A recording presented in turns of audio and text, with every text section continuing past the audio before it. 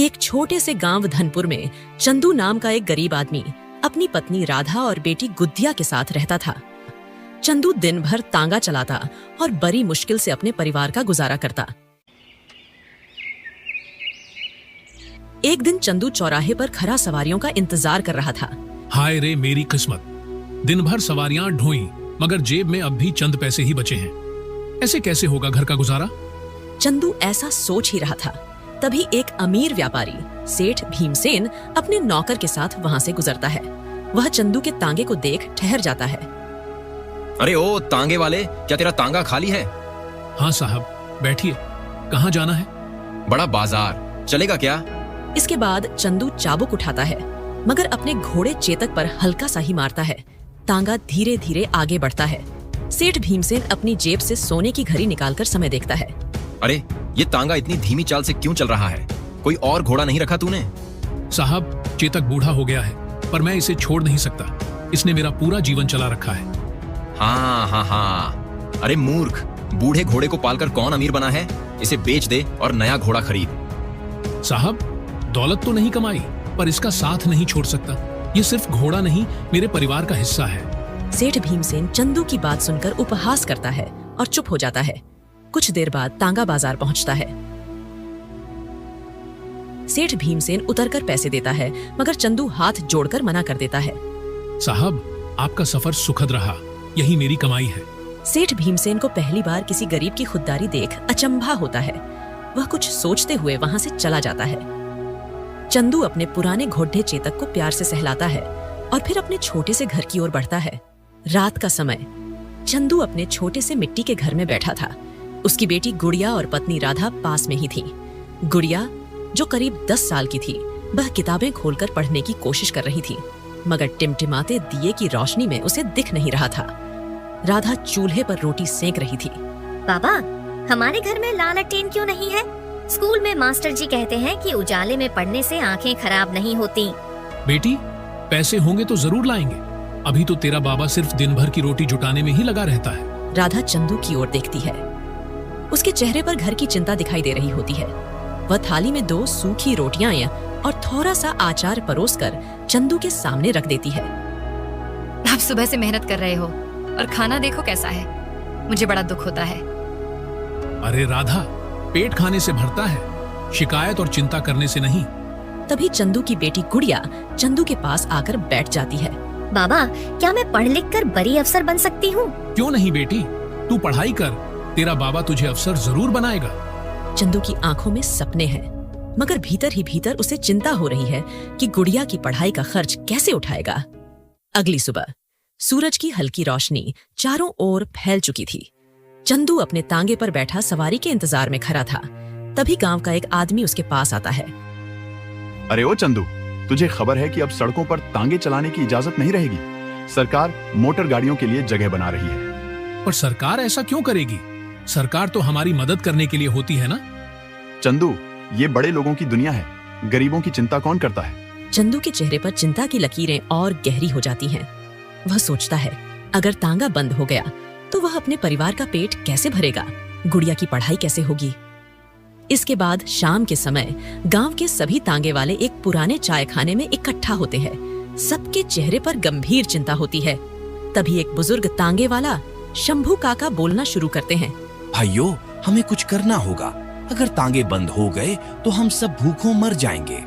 सही कह रहे हो काका, हम सरकार से विनती करेंगे कि हमारा रोजगार न छीना जाए। पर क्या सरकार हमारी बात सुनेगी भी? हमें कोशिश तो करनी होगी। अगर हम कुछ न करें तो फिर हमारा भविष्य अंधेरे में चला जाएगा। सभी तांगे वाले एक स्वर में समर्थन करते हैं। चंदू और उसके साथी अगले दिन सरकारी दफ्तर जाकर अपनी फरियाद रखने का फैसला करते हैं मगर चंदू के मन में एक अजीब सी बेचैनी है। उसे डर है कि अगर सरकार नहीं मानी तो उसकी जिंदगी कैसे चलेगी। तभी तांगे वालों के नेता शंभू काका आगे बढ़ते हैं और चौकीदार से अंदर जाने की इजाजत मांगते हैं।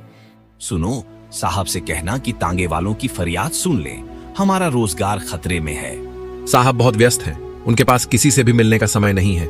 चंदू और बाकी तांगे वाले निराश होकर एक दूसरे को देखते हैं। तभी एक अफसर जिसका नाम मिश्रा बाबू है बाहर निकलता है। क्या मसला है? तुम सब यहाँ क्यों इकट्ठा हुए हो? साहब, हम गरीब तांगे वाले हैं। सुना है कि सड़कों पर तांगे बंद किए जा रहे हैं। अगर हमारा तांगा छिन गया तो हमारे परिवार भूखे मर जाएंगे। कृपा करके सरकार से कहिए कि हम पर दया करे। मिश्रा बाबू उनकी बात सुनकर ठंडी सांस भरता है। वह अपनी घड़ी पर नजर डालता है और फिर रूखे अंदाज में जवाब देता है। देखो, इस बारे में सरकार तुम्हारे लिए कुछ नहीं कर सकती। अब जमाना बदल गया है, गाड़ियां आ रही हैं, सड़कें चौड़ी हो रही हैं और तुम्हारे तांगे पुराने हो चुके हैं। ये सुनकर तांगे वालों में हलचल मच जाती है। किसी की आंखों में आंसू हैं, तो कोई गुस्से में मुट्ठी भींच लेता है।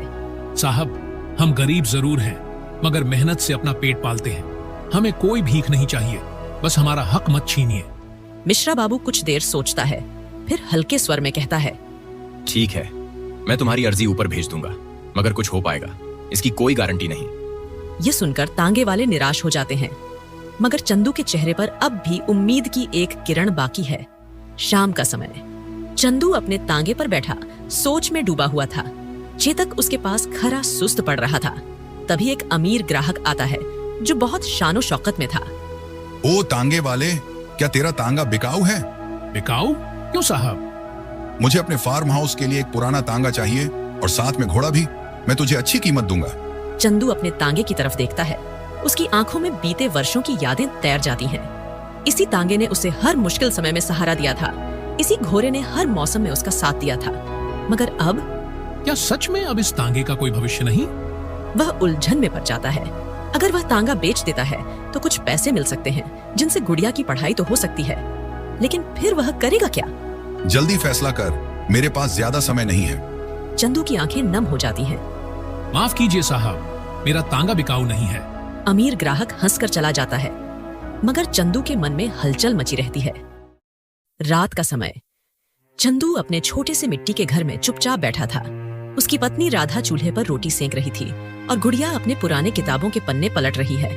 मगर घर में एक अजीब सा सन्नाटा था। चंदू गहरी सोच में डूबा हुआ था। क्या हुआ चंदू? आज बहुत उदास लग रहे हो, कुछ बताया नहीं? राधा, शहर में तांगे बंद होने वाले हैं। अगर ऐसा हुआ तो हमारा गुजारा कैसे होगा? यह सुनकर राधा के होश आते हैं। गुड़िया भी चौकन्नी हो जाती है। तो फिर बाबा, तुम क्या करोगे? बेटा, जब तक हाथ पैर सलामत हैं, मेहनत से कमाने का कोई न कोई रास्ता निकाल ही लूंगा।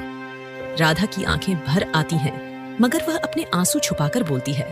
भगवान सब ठीक करेंगे, हम हार नहीं मानेंगे। चंदू हल्का सा मुस्कुरा देता है, मगर उसकी आंखों में चिंता साफ झलक रही थी। अगली सुबह चंदू अपने तांगे के पास खड़ा था। रोज की तरह वह सवारी की उम्मीद में बैठा था, मगर कोई ग्राहक नहीं आ रहा था। आसपास कई और तांगे वाले भी परेशान खड़े थे। तभी एक कार चंदू के तांगे के पास आकर रुकती है। कार से एक अमीर साहब उतरते हैं। ओ तांगे वाले, क्या तेरा तांगा बिकाऊ है? देख, अभी मुझे जरूरत पड़ रही है तो ले रहा हूँ। बाद में यदि मेरा काम किसी और चीज से चल गया तो पूछूंगा भी नहीं। फिर वही सवाल, साहब, यह तांगा मेरी रोजी रोटी है, इसे बेचकर मैं क्या करूंगा? अब तुझे कौन सी सवारी मिलेगी? सरकार तांगे बंद करने वाली है, तेरे पास और कोई चारा नहीं बचेगा। सोच ले, मैं तुझे अच्छा दाम दूंगा। चंदू कुछ देर सोचता है। उसे अपनी बेटी की पढ़ाई याद आती है। पैसे से वह गुड़िया की किताबें और एक लालटेन खरीद सकता है। लेकिन यदि वह तांगा बेच देगा तो फिर उसकी रोजी कैसे चलेगी? चंदू कुछ सोचकर और गहरी सांस लेकर जवाब देता है। ठीक है साहब, मैं अपना तांगा बेचने के लिए तैयार हूँ। इसके बाद अमीर आदमी चंदू का तांगा खरीद लेता है और तांगा लेकर वहां से चला जाता है। मगर चंदू के मन में कई सवाल छोड़ जाता है। चंदू को ऐसा करता देख सभी तांगे वाले चौंक जाते हैं। सबके चेहरे पर चिंता की लकीरें साफ दिख रही होती हैं। तभी शंभू काका, जो सबसे बुजुर्ग तांगे वाले हैं, गंभीरता से बोलते हैं। चंदू, ये क्या किया तूने? तांगा बेच दिया। अरे तेरी ही वजह से हम सबके अंदर हिम्मत आई। हमने सोचा था कि सरकार से मिलकर कोई रास्ता निकालेंगे, लेकिन अब तू ही हिम्मत हार रहा है। बाबा, मैं क्या करता? अब तुम ही देख लो, कोई भी सवारी तांगे में नहीं बैठती। सभी को जल्दी है, सभी लोग ऑटो से सफर करना पसंद करते हैं, और आखिर सरकार भी इसमें हमारी क्या मदद कर सकती है? मैं तो कहता हूं कि आप सभी लोग भी तांगा बेचकर और कुछ पैसों का इंतजाम कर ऑटो खरीद ले। चंदू, तू तो जानता है कि हम लोग कितने करीब हैं। तांगा चलाकर मुश्किल से ही अपने घर का गुजारा करते हैं। हमारे पास इतने पैसे नहीं है कि हम ऑटो खरीद सके। देखो भाई, ये हमारे लिए मुश्किल परिस्थिति है, लेकिन हमारे पास बदलाव के सिवा कोई और चारा नहीं है। यह सुनकर सभी तांगे वालों के चेहरे पर गंभीर चिंता और दुख आ जाता है कि आखिर वे लोग आगे अपना गुजारा कैसे करेंगे। इसके बाद चंदू भी दुखी मन से अपने घर की ओर चल देता है। घर पहुंचकर वह देखता है राधा चूल्हे पर रोटी बना रही थी, मगर वह देखती है कि चंदू काफी बेचैन है। पास में बैठी गुड़िया अपनी किताब पढ़ रही थी। चंदू, अगर तांगा बंद हो जाएगा तो हम क्या करेंगे? राधा, अब तांगा चले या ना चले क्या फर्क पड़ता है? चंदू के मुंह से ऐसी बात सुनकर राधा चौंक जाती है। चंदू, ये तुम क्या कह रहे हो? अगर तांगा नहीं चला तो हमारा गुजारा कैसे होगा? राधा, मैंने तांगा बेच दिया। तांगा बेच दिया? पर क्यों? इसके बाद चंदू चौराहे पर हुई सारी घटना के बारे में राधा को बता देता है। राधा, हम मेहनती लोग हैं, कोई ना कोई रास्ता जरूर मिलेगा, मैं हार नहीं मानूंगा। बाबा, क्या मैं पढ़ाई जारी रख पाऊंगी? हाँ, जब तक मैं जिंदा हूँ मेरी बेटी पढ़ेगी। राधा की आंखों में आंसू आ जाते हैं, मगर वह अपने पति की हिम्मत देखकर खुद को संभाल लेती है। अगली सुबह चंदू सेठ भीमसेन के घर की ओर चल पड़ता है। सेठ के घर पहुंचकर चंदू सेठ से कहता है, नमस्ते सेठ जी। हाँ बताओ चंदू, कैसे आना हुआ? सेठ जी, मुझे कुछ पैसों की जरूरत थी। यदि आप मुझे थोड़ा कर्ज दे दें तो मैं अपने परिवार का गुजारा कर सकता हूँ। अरे, तुम्हें क्या पैसों की जरूरत आन पड़ी चंदू? आखिर तुम तांगा चलाते तो हो। अब क्या बताऊं सेठ जी, तुम तो जानते ही हो कि लोग अब तांगे में बैठना पसंद नहीं कर रहे हैं। बदलते समय के साथ चीजें भी बदल गई हैं। सेठ जी, मैं पूरे दिन चौराहे पर खड़ा रहता, लेकिन कोई भी सवारी मेरे तांगे में नहीं बैठती, इसलिए मैंने तांगा बेच दिया है और अब मैं ऑटो लेना चाहता हूँ। हाँ, वैसे तुमने सोचा तो सही है, और मैं जानता हूँ कि तुम बहुत मेहनती और ईमानदार आदमी हो, इसलिए मैं तुम्हें पैसे दे देता हूँ। पर याद रहे, समय पर पैसे चुका देना। मुझे कर्ज न चुकाने वाले लोगों से सख्त नफरत है। ठीक है सेठ जी। इसके बाद चंदू सेठ से पैसे लेकर घर की ओर चल देता है। घर पहुंचकर वह अपनी पत्नी से कहता है, राधा, सेठ से कुछ पैसे उधार लेकर ऑटो का इंतजाम कर लिया है, अब यही हमारी रोजी रोटी का जरिया होगा।